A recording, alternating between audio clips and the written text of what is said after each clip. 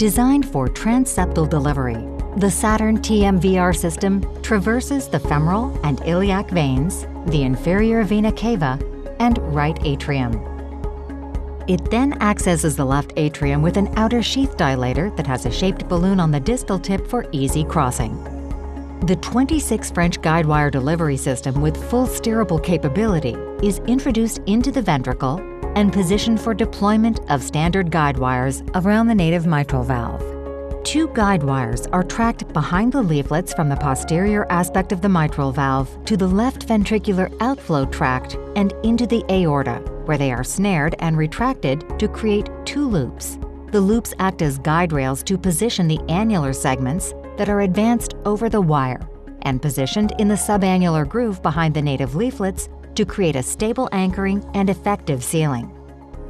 The 29 French mitral valve delivery system is advanced across the native mitral valve, and the annular segments are mechanically interlocked to the valve through the connecting arms.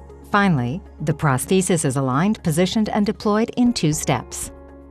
Saturn TMVR system is designed to reshape and stabilize the mitral annulus and reduce risks of LVOT obstruction and systolic anterior motion.